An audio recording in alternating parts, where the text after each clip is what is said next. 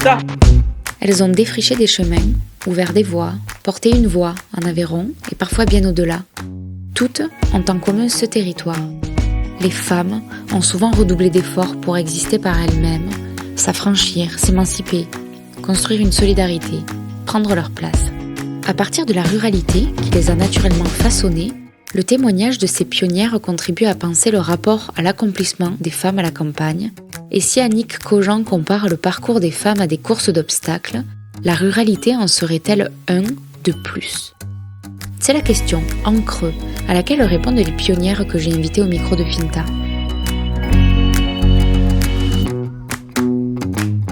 Il aura fallu attendre l'année 2020 et des élections municipales bousculées par le premier confinement dû au Covid pour qu'une femme s'installe dans le fauteuil de maire d'une grande ville en Aveyron. C'est donc Millau qui a ouvert la voie avec l'élection d'Emmanuelle Gazelle. Quand je dis grande ville, j'entends Rodez, Millau, Nez-le-Château, Villefranche-de-Rouergue, Decazeville. J'entends jusqu'à Saint-Affrique. J'ai remonté quelques décennies d'archives jusqu'à faire ce constat. Et cela méritait bien de faire d'Emmanuelle Gazelle une pionnière. À 43 ans, elle figure dans l'espace politique aveyronnais depuis près de 15 ans. D'abord au cabinet du premier édile socialiste de Millau, Guy Durand, en 2008, Emmanuelle Gazelle bascule dans l'opposition en 2014, quand Christophe Saint-Pierre est élu maire. De l'opposition, elle en prendra le volant. Désignée vice-présidente de Carole Delga pour la région Occitanie, en charge de la formation, Emmanuelle Gazelle prend du galon jusqu'à cette élection de juin 2020. De sa jeunesse saint-africaine, de sa vocation pour accompagner l'insertion professionnelle pour tous, jusqu'à son engagement viscéral au planning familial, la première magistrate de Millau se raconte au micro de Finta dans cet épisode enregistré dans son bureau, au cœur de la cité du Gand. Bonne écoute. Emmanuelle, bonjour. Bonjour. Merci beaucoup de me recevoir aujourd'hui. On est à la mairie de Millau. Dans mon bureau de maire. Ton tout nouveau bureau, enfin non, il y a quand même quelques mois maintenant que tu as trouvé ta place ici. Pour commencer l'entretien, et ce sera la question rituelle pour les pionnières et cette série que je mène pour Finta, c'est une question à la manière d'Annick Cogent, qui commence donc ses interviews par une phrase que je vais te demander de compléter. Et cette phrase-là, c'est « Je ne serais pas arrivée là si… » Si je n'avais pas rencontré tout un tas de gens qui m'ont accompagnée sur mon chemin. Ouais. À qui tu penses, par exemple ? Oh, à plein de mondes différents. Des enseignants, des amis, des relations professionnelles, des personnages politiques locaux. Ouais, toutes ces personnes-là ont fait mon chemin aujourd'hui, ouais. Qui font donc que tu es maire de Millau depuis 2020. Tu as été leader de l'opposition dans la majorité précédente à Millau. Oui. Tu étais conseillère en formation, est-ce que je peux dire ça comme ça ? Oui, conseillère en insertion plutôt, en mission locale. Et j'ai fait aussi un petit peu de formation, en effet. Mais oui, dans le secteur de l'insertion professionnelle et sociale des jeunes. Ok, qui t'ont amené quand tu as été élue régionale en 2015 à prendre la vice-présidence à la formation auprès de Carole Delga. Ce parcours-là, tu vas y revenir, tu vas me l'expliquer. Et c'est peut-être par là que je veux commencer. Tu as coutume de dire qu'on n'a pas de parcours linéaire, qu'on a même des tas de secondes chances à saisir chacun individuellement dans nos vies. Est-ce que toi, tu pourrais me le raconter, ton parcours ? Je crois beaucoup, en effet, à cette capacité à saisir les opportunités. Et c'est vrai que, de par ma profession, c'est vraiment ça, c'est le cœur, c'est donner, offrir cette seconde chance aux jeunes, aux moins jeunes, tout au long de leur parcours de vie, d'insertion.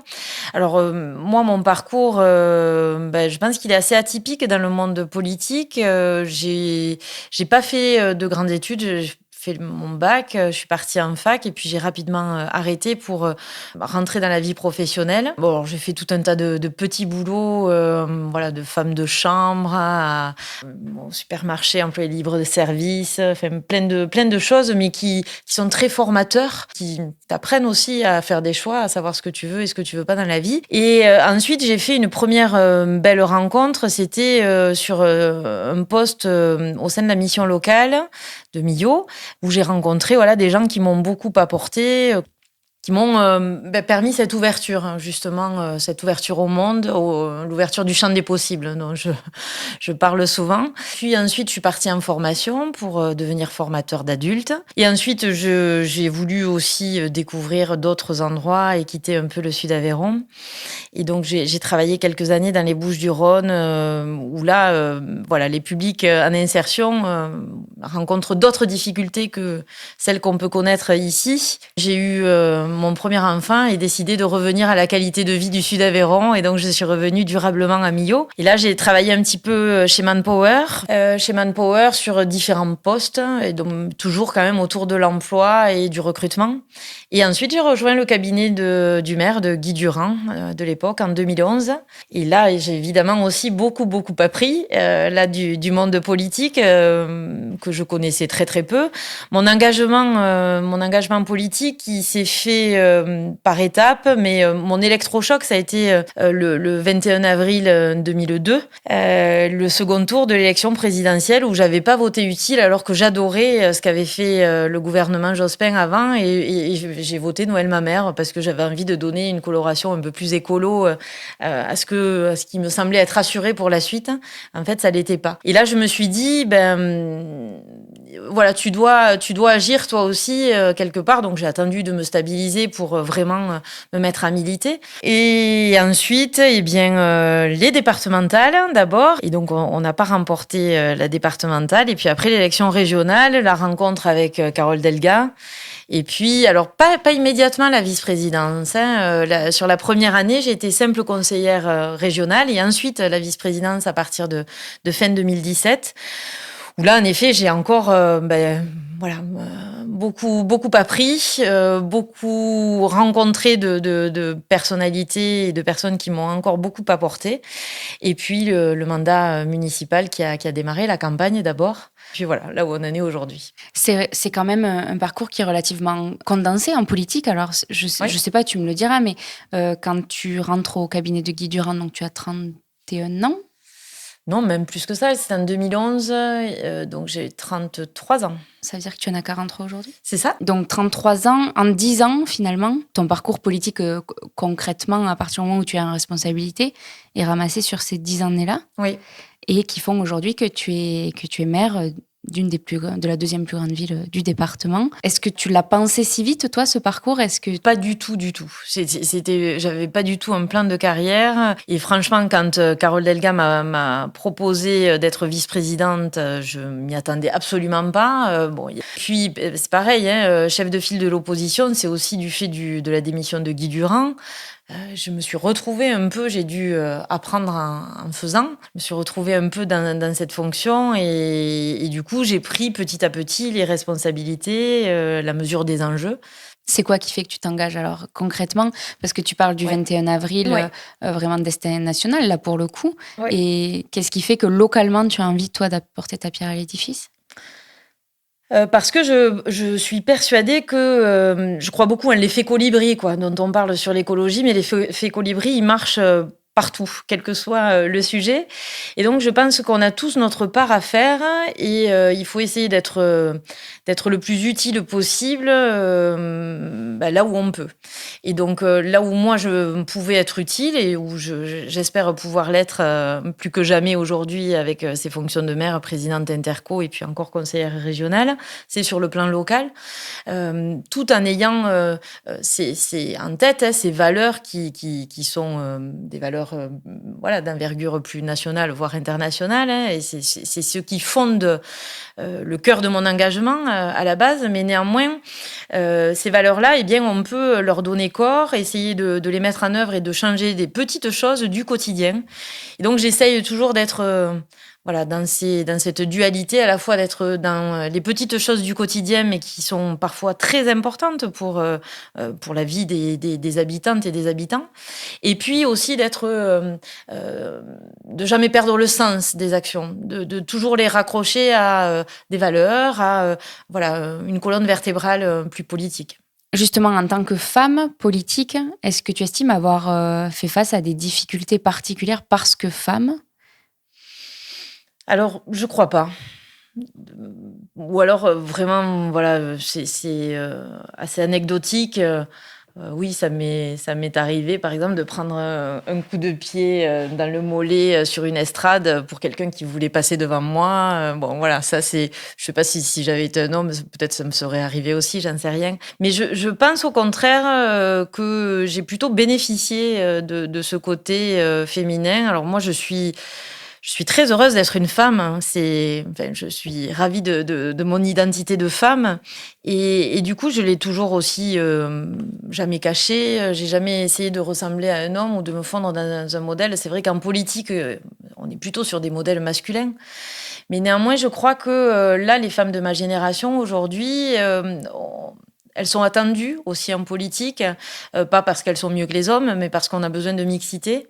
Et parce que ce qu'on apporte, peut-être un peu de concret parfois, peut-être un peu également sur la façon de s'adresser aux gens, hein, sur peut-être en étant un peu plus dans le prendre soin.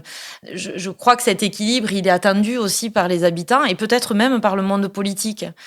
Parce que l'entre-soi, enfin, en tout cas de mon point de vue, l'entre-soi, c'est jamais bénéfique. Et le fait d'avoir cette génération de femmes qui arrive et qui ne veut plus forcément ressembler au modèle masculin aussi, hein, je pense que c'est vraiment une richesse. Alors, je suis arrivée aussi sur 2 scrutins qui sont des scrutins de liste et donc des scrutins où il y a la parité, autant d'hommes que de femmes. À la région, la présidente est une femme, donc évidemment, ce sont des éléments qui sont facilitateurs, peut-être aussi pour moi. Peut-être ce que je peux rajouter quand même, c'est qu'il y a un truc très très fort que je vis chaque fois avec beaucoup, beaucoup d'émotions. C'est que depuis que je suis mère, alors ça ne m'était pas arrivé en tant qu'élue régionale, mais depuis que je suis mère, j'ai plein de fois, au moins une quinzaine de fois, eu des dames âgées, des dames de 80, 85 ans, qui m'arrêtent dans la rue, qui m'attrapent la main ou le bras et qui me disent «Ah, mais qu'est-ce que je suis fière d'avoir une femme mère, qu'est-ce que vous me rendez fière». Et ça, enfin, tu vois, je le dis d'ailleurs avec encore beaucoup d'émotion, chaque fois ça m'émeut énormément parce qu'en effet, ce côté pionnier, ce côté que elles, sûrement, dans leur génération, elles ne se seraient pas envisagées mères, évidemment, elles avaient à peine le droit de vote. Donc là, c'est quand même quelque chose de très fort, oui, dans cette appropriation de la fonction quand on est une femme. Est-ce que ça veut dire que tu as conscience que d'autres ont défriché le chemin avant vous pour que ce soit peut-être pas facile, mais en tout cas plus ouvert aujourd'hui? Oui, tout à fait, tout à fait. Et je les en remercie. Ouais. Oui, oui. Parce que donc tu t'engages déjà dès la campagne de Ségolène, hein, Royal, pour les présidentielles. Tu enchaînes avec Carole Delga. Aujourd'hui, vous êtes plutôt derrière Anne Hidalgo. Oui, complètement même. Avec Carole Delga, ouais. Donc c'est vrai que toi, tu pousses derrière des candidatures féminines aussi. Oui, oui, oui. Pas parce que je pense que les femmes sont mieux que les hommes, mais parce que je pense que voilà, c'est bien de changer un petit peu. On a eu beaucoup d'hommes, on n'a pas eu encore de présidente, et je crois que c'est le moment est venu d'avoir une présidente. Je crois qu'elle apporterait aussi autre chose à la politique nationale. Et donc, c'est pas seulement parce que ce sont des femmes. Et Carole, bon, évidemment, Carole, c'est un modèle, hein, clairement. Hein, Carole, je suis admirative de sa capacité à la fois pouvoir parler avec le président de la République et dans l'instant qui suit, pouvoir aussi être à l'écoute de la boulangère ou des parents qui cherchent un stage pour leurs enfants, quoi. Elle est assez étonnante et puis à la fois de porter aussi des sujets nationaux avec force et compétence. Donc tu parles de Carole Delga comme modèle. Qu'y a-t-il d'autre? Alors, j'en ai eu plein des modèles au niveau local, évidemment. Gérard Deruy, lui, c'était aussi pour ses qualités d'écoute, cette empathie qu'il avait envers les gens. Ancien maire de Millau. Ancien maire aussi. de Millau. Guy, c'est pareil. Guy, c'est son intelligence, sa rapidité d'esprit. Guy, c'est une des rares personnes qui arrive toujours à te simplifier les situations complexes. Et c'est pas donné à tout le monde. Ça fait preuve d'une grande intelligence quand on arrive à faire ça. Donc, Guy aussi, sa liberté par rapport à l'engagement politique, c'est aussi quelque chose. Jo Art, là, elle a défriché, Jo, parce qu'elle a eu un parcours aussi assez détonnant. Et Jo, c'est sa détermination, sa capacité à se remettre en question, à innover en permanence, à aller chercher des nouvelles réponses, des nouveaux projets. Donc ça, c'est sur le plan local. Bien entendu, Alain Fauconnier, Ancien maire de Saint-Afrique. ancien maire de Saint-Afrique. Alain qui a un engagement aussi sans faille, des valeurs de gauche qui sont ancrées et face auxquelles il n'a jamais démérité. C'est aussi un modèle, Alain. Enfin, des modèles, voilà, j'en ai plein. Après, au niveau national, des femmes comme Gisèle Halimi, par exemple, c'est pour le courage qu'elles ont eu. On combat pendant la guerre d'Algérie, mais aussi par rapport à l'avortement. Et voilà, ce sont des femmes qui nous ont clairement ouvert la voie à nous autres de ma génération. Les femmes du Larzac aussi, les femmes du Larzac. Toutes ces femmes qui n'étaient pas forcément dans l'ombre de leur mari sur le Larzac. Quels seraient les grands chantiers politiques sur lesquels ta génération doit se pencher, d'après toi, après des modèles comme ceux que tu viens de citer? Oui, les grands chantiers politiques, là, c'est évidemment celui de l'environnement. Il faut absolument qu'on arrive à préserver notre environnement pour pouvoir maintenir une qualité de vie, pour pouvoir maintenir des conditions acceptables de vie pour nos enfants. Donc là, il y a des décisions courageuses et pas très populaires à prendre parce que les changements, c'est souvent douloureux. Et devant l'ampleur d'une tâche comme celle-là, qui quand même peut effrayer, on peut se demander quelle est la part du politique, du citoyen, enfin, par où doit commencer l'action? Oui, Au niveau local? par exemple, on travaille sur les mobilités, beaucoup, que ce soit au niveau local, au niveau régional. On travaille sur les économies d'énergie, on travaille sur le respect de la biodiversité avec la lutte contre l'imperméabilisation des sols et donc l'étalement urbain. Tout ça, ce sont des choses qui vont dans le bon sens. Et puis après, c'est changer ses habitudes aussi personnellement, essayer d'aller vers moins de déchets à la source, vers le zéro plastique. Ça me fait penser, et je voulais t'amener aussi sur cette question. Là, tu parles de politiques qui ne sont pas forcément très populaires et qui vont nécessiter un certain courage politique. On a affaire à une défiance envers l'autorité qui s'exprime de plus en plus et qui est pour le coup transpartisane. Enfin, vraiment, le politique, l'autorité est aujourd'hui face à une rupture communicationnelle avec les électeurs, mais les Français en général. Comment est-ce que tu gères, toi, cette défiance? Est-ce que c'est parfois décourageant d'avoir affaire, parce que le maire particulièrement est à portée de claque dans la rue. À portée d'engueulade, ouais, c'est ça. Moi, je crois qu'on a vraiment un devoir d'exemplarité, c'est-à-dire qu'il faut être plus exemplaire encore que ce qu'on l'est quand on est citoyen, parce qu'on a les regards qui sont posés sur nous. Tout ça, ça me fait penser à vraiment à ramener mes questions à toi, personnellement. Oui. Qu'est-ce qui, toi, fait que tu es motivé à y aller sur le terrain, à aller porter ces projets-là, alors que tu serais sûrement plus tranquille plus tranquille, c'est sûr. C'est les deux éléments que je t'ai indiqués tout à l'heure. C'est à la fois les valeurs, c'est-à-dire que tout ce qu'on fait, c'est guidé par cette volonté aussi d'aller vers plus d'égalité. Donc, quand tu agis pour tes convictions, eh bien, ça te nourrit et ça te donne de la force, de l'énergie et ça t'emporte. Voilà. Ensuite, il y a donc ça, on va dire que c'est les grands projets, la préparation de l'avenir. Et puis il y a le quotidien. Et quand tu arrives à changer, à améliorer le quotidien des habitants, voilà, les bénéfices sont aussi très très forts. Disons que ceux qui crient, ils crient très fort. Et souvent, et beaucoup, et longtemps, etc. Ceux qui sont satisfaits de la situation, en principe, ils te le disent une fois. Et quand tu as ce genre de retour d'habitants qui te disent « dis donc, ce que vous avez fait, vraiment, ça contribue à améliorer ma vie, mon quotidien », voilà, ça te nourrit, ça te donne de la force et ça t'aide à encaisser les choses qui sont moins drôles. Et donc, c'est vraiment cet équilibre entre les grands projets et puis la vie de tous les jours. Je voudrais t'amener sur la ruralité, Emmanuelle. Quel rapport tu as à la ruralité? Quel regard? Alors déjà, qu'est-ce qu'on entend par ruralité? Est-ce que Millau est considéré comme ruralité? Moi, j'ai tendance plutôt à dire que Millau fait partie de la ruralité, mais... Mais moi aussi, pour le coup, enfin, je mets tout l'Aveyron Oui, dans le voilà. même sac. Bon, ok, on est d'accord là-dessus alors. La ruralité, pour moi, c'est l'avenir. Et peut-être encore plus depuis la crise qu'on vient de traverser, qu'on traverse encore. Cette qualité de vie, enfin, moi, je trouve qu'elle est vraiment, vraiment meilleure dans la ruralité. Ne serait-ce que sur le temps, on gagne un temps fou chez nous parce qu'on n'a pas ces temps de trajet, de transport interminables. On a aussi des valeurs qui sont différentes, qui sont un peu obligatoires. Ici, tout le monde se connaît, donc si on se manque, bien, voilà, les gens ont la mémoire quand même.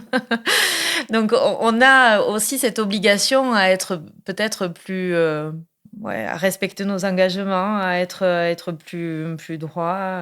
Il y a aussi cette solidarité parce qu'on se connaît tous. Il y a cette interaction, ce réseau qui est très fort. Et puis, vraiment, si on parle des racines de la ruralité, moi, j'aime beaucoup le monde de paysans parce que, et j'en viens d'ailleurs, comme beaucoup d'entre nous, je trouve que les agriculteurs et les paysans, ils ont vraiment les deux pieds ancrés dans la terre. Ils savent toujours d'où ils viennent. Il y a ce côté très concret. Moi, j'aime ce côté aussi très concret, très pragmatique des choses. Justement, tu parles de tes racines. Est-ce que je peux te demander dans quelle famille tu as grandi à Saint-Affrique, donc? Oui, à Saint-Affrique. Alors, dans une famille assez atypique parce que mes parents m'ont eu très, très, très, très jeune. Ma mère n'avait pas 16 ans quand je suis née. Donc, c'était pas courant, surtout en 77 et surtout à Saint-Affrique. Mon père était un petit peu plus âgé qu'elle, mais avait pas 20 ans non plus. Des familles très aimantes. Et je crois que c'est ça qui fait aussi qu'aujourd'hui, j'ai pu me réaliser. Et c'est que j'ai jamais manqué d'amour. Je pense que c'est quelque chose de primordial. Alors des familles, après pour t'en dire un petit peu plus, du coup, c'est beaucoup mes grands-parents maternels qui se sont occupés de mon éducation, parce qu'évidemment, ma mère était très très jeune, donc pas toujours armée pour pouvoir faire face à l'éducation d'une fille. Une famille plutôt de droite, hein, assez impliquée dans le réseau associatif sur Saint-Affrique, donc ces valeurs-là aussi, c'est peut-être de là que je les tiens, avec toujours une grande liberté face à mes choix, en fait. Quand je dis cet amour un peu inconditionnel, c'est-à-dire que quels que soient mes choix, y compris celui de l'engagement politique, et qui n'était pas l'engagement, je pense, qui était souhaité du côté de ma mère. Bon, il n'y a pas un grand intérêt politique de sa part, elle s'en fiche un petit peu, et mes grands-parents, donc voilà, plutôt des engagements à droite. Mais pour autant, ils m'ont toujours soutenue, quels que soient mes choix. Et je sais que j'ai toujours ce cocon familial autour de moi dans lequel je pourrais toujours me réfugier. Ça, c'est une force indéniable. Est-ce que tu estimes que tu as dévié d'un chemin qu'on avait peut-être tracé pour toi? Est-ce que tu te souviens ce qu'on attendait de toi? Je crois pas, non, parce que voilà, il n'y avait pas de chemin. Mais déjà, mon arrivée était tellement inattendue que finalement, peut-être personne n'a eu le temps de tracer un chemin pour moi. J'ai pas le sentiment d'avoir eu une voie dans laquelle on m'attendait. Non, au contraire, ils m'ont toujours accompagnée dans mes choix et dans le chemin que moi j'ai choisi. Tu as l'habitude aussi de te référer à un champ des possibles, Mm-hmm. et tu dis qu'en ruralité, il est parfois plus fermé, ce champ des possibles. Qu'est-ce que tu entends par là? Quand on est en milieu rural, on le voit, le choix déjà pour accéder à l'enseignement supérieur est quand même beaucoup plus restreint. On n'a pas forcément dans toutes les familles cette connaissance sur tout ce qui est possible de faire, toutes les portes qui peuvent s'ouvrir. Il y a aussi les freins psychologiques dans la ruralité. L'orientation, c'est vraiment la clé de beaucoup de choses. Et c'est vrai que l'orientation se fait malheureusement beaucoup par les modèles de ce qu'on connaît autour de soi. Et il y a forcément moins d'exemples de métiers en milieu rural qu'il y en a dans les grandes villes. Donc voilà, c'est ça qui réduit un peu le champ des possibles. Mais le champ des possibles, au contraire, il faut tout faire pour l'ouvrir et pour amener cette ouverture dans la ruralité. Ouais, à avoir cette ouverture à 360, c'est pas parce qu'on est issu d'un village que ses parents sont ouvriers, sont agriculteurs, qu'on n'a pas le droit aux grandes écoles, qu'on n'a pas le droit, pourquoi pas, à rester ouvrier. Moi, aussi, dans mes fonctions là, de vice-présidente, j'ai rencontré plein de jeunes. Parce que le champ des possibles, c'est pas forcément aussi que des carrières prestigieuses. Plein de jeunes qui étaient d'abord partis sur un parcours universitaire, qui avaient des masters 2, et qui ensuite revenaient en apprentissage en chambre des métiers pour être pâtissier, pour être menuisier. Pour moi, le champ des possibles, c'est aussi celui-là. Mais c'est surtout savoir là où on va se réaliser, là où on va pouvoir faire ce qu'on aime et le faire avec passion. C'est encore le cas, tu trouves, aujourd'hui, quand on a une jeunesse qui est connectée, qui, a priori, en France, dans le monde, peut s'identifier, en tout cas avoir accès à la même information, à la même culture. Est-ce qu'il y a toujours cette fermeture en rural et cette impression presque d'être, c'est pas de l'illégitimité, mais en tout cas de pas s'autoriser Oui. à faire tout ce qu'on veut? Malheureusement, oui. Je crois que la tonne d'informations qu'on reçoit, c'est pas forcément l'information qui est la bonne, qui nous permet de s'émanciper. Enfin, on le voit d'ailleurs dans les stats sur les grandes écoles, là, pour le coup, on est encore sous-représenté. L'effet banlieue, on a un peu le même effet dans la ruralité. On pourrait le dire aussi par rapport aux services publics qui disparaissent ou qui sont moins présents. Ces inégalités-là qu'il faut aussi arriver à estomper. Et sur le genre, à nouveau, est-ce que tu dirais que la ruralité est un obstacle de plus dans la construction des femmes? Je crois pas, non. Alors, il y a encore des inégalités salariales, il y a encore les inégalités aussi dans la gestion de la famille, qui arrivent, qui sont impeccables tant qu'on est jeune et qui arrivent dès lors qu'on a un premier enfant. Hop, la femme se remet dans son rôle de mère, de gestion du foyer et après a du mal de passer le relais à nouveau et à être dans une situation plus équilibrée.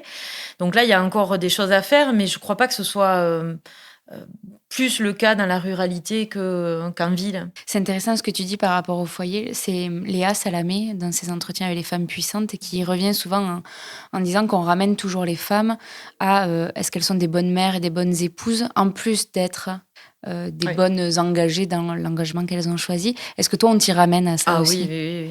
Ouais. Ah oui, très Comment souvent. tu fais pour aller chercher tes enfants à l'école?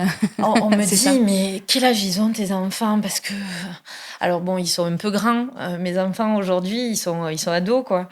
Et donc là, on me dit, ah bon, ça va, ils sont un peu grands. En fait, ça me rend légitime. Mais je pense que si j'étais mère avec des enfants de 6 mois et 3 ans, les gens me diraient, mais quand même, enfin, voilà, qui s'occupe des enfants, ouais. Donc là-dessus, ça évolue doucement. Ouais. C'est vrai que la fonction de mère, et de mère accent grave, elle est quand même difficile pour l'imaginaire des gens, difficile à accumuler avec des fonctions professionnelles ou politiques importantes. Ouais, on t'y ramène quand même à ça. Oui. Le fait que tu sois une femme. C'est vrai. Mais je gère très bien, et puis mon mari est présent. Ils ont un père aussi, ces enfants. Donc tout va bien. Je voudrais t'amener vers 2 questions de conclusion, Emmanuelle. La première, c'est quelle féministe es-tu ? Alors, quelle féministe je suis. Alors, mon premier engagement, finalement, je te l'ai pas encore dit, mais mon premier engagement, c'était au sein du planning familial. J'avais 18 ans et donc c'était ce réseau de femmes engagées aussi dans l'insertion. Il y avait beaucoup de formatrices, il y avait des psychologues. Et donc, ça m'a donné cette ouverture à l'engagement féministe, à ce réseau aussi de femmes qui est important. Elles m'ont beaucoup appris. Et c'est assez paradoxal parce que du coup, j'ai avec mon parcours et une maman qui m'a eu à 15 ans, évidemment, voilà, si l'avortement lui avait été proposé, peut-être que je ne serais pas là aujourd'hui. Mais du coup, c'est vrai que c'est quelque chose qui fait vraiment partie de moi, cet engagement pour le choix, pour pouvoir choisir ce qu'on fait de son corps, de sa vie. C'est quelque chose d'important. Donc cet aspect-là du féminisme, et puis quand on voit que les batailles sont loin d'être gagnées, hein, il y a des régressions assez souvent en Europe même. Donc voilà, ce combat-là est primordial. Et après, je suis pas féministe pour opposer, tout comme j'oppose pas non plus la ruralité à l'urbanité, mais je pense que c'est vraiment la mixité qui est une richesse. Donc il faut en effet aller vers plus d'égalité de salaire, vers plus d'égalité sur la gestion du foyer, j'en parlais.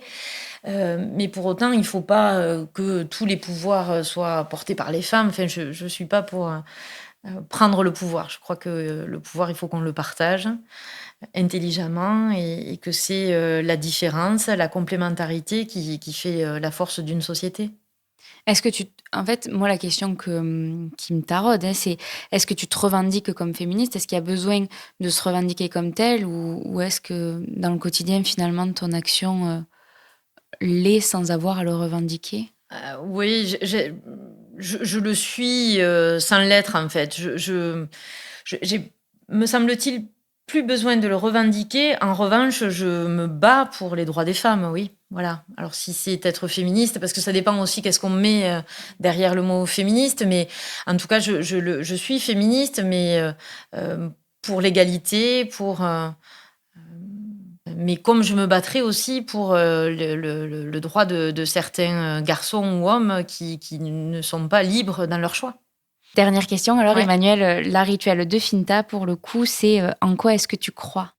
Alors, je crois en nous, et c'est aussi pour ça, je pense, mon engagement politique. C'est parce que je crois vraiment à la nécessité de donner à chacune et à chacun les possibilités, les meilleures possibilités pour réussir sa vie, quoi, pour être heureux. Et du coup, je crois aussi en l'égalité des chances. Et c'est ce que j'essaie de mettre en place par les actions politiques, mais également les actions personnelles. Je pense que quand on donne les clés aux gens, eh bien, chacune et chacun peut réussir sa vie, quoi, et amener aussi au collectif. Je pense qu'on est toujours plus fort ensemble. Et donc, voilà, c'est chacune, mais chacune et chacun dans un collectif, en quoi je crois. J'ai appris que si tu n'avais pas eu la vice-présidence à la région, tu t'apprêtais à devenir institutrice. Ça participe, non, mais c'est assez cohérent avec ce que tu dis depuis tout à l'heure, donner les chances. Oui, je reporte mon concours depuis maintenant 6 ans. C'est la 6e rentrée, 5 ans ou 6 ans. Beaucoup aussi disent que c'est intéressant de cumuler une activité professionnelle et une activité d'élu. Moi, là, j'y suis à 100% sur l'activité d'élu et je vois pas comment je pourrais cumuler une activité professionnelle à côté. Il me semble que mes 3 mandats, ils sont très complémentaires. Alors, en revanche, plus la vice-présidence de la région, ça, je m'y étais engagée, parce que après, ça faisait vraiment beaucoup. Donc, ça veut dire que oui, il n'y a pas d'activité professionnelle. Donc, c'est se sacrifier quelque part, quand on est... Enfin, moi, je suis salariée, j'ai toujours été salariée. Donc là, si tu mets en suspens ta vie professionnelle pendant X années, c'est pas évident de reprendre une activité. Donc, le concours, c'est aussi quelque chose qui me sécurise, qui me donne une liberté par rapport à la politique. Parce que quand on fait de la politique, en revanche, pour assurer des revenus, c'est plus pour les bonnes raisons. Donc oui, là, il y a aussi un gros travail à faire pour que nos élus soient pas tous des retraités ou des professions libérales, ou des fonctionnaires, ou des hauts fonctionnaires. Et si on veut avoir une représentation de la société dans nos représentants élus, il faut vraiment se pencher là-dessus. Ouais. C'est urgent. Merci beaucoup, Emmanuelle. Avec plaisir, merci à toi. C'est la fin de cette nouvelle conversation dans le cadre de la série de Finta dédiée aux pionnières en Aveyron. Merci d'avoir écouté cet épisode jusqu'au bout. Vous pourrez retrouver tous les épisodes des Pionnières et tous les précédents épisodes de Finta sur le tout nouveau tout beau site www.fintapodcast.fr ou sur toutes les plateformes d'écoute classiques. Finta est aussi sur Facebook, Instagram et LinkedIn. Merci de votre fidélité, n'hésitez pas à faire tourner Finta autour de vous et à très bientôt. D'ici là, restez curieux.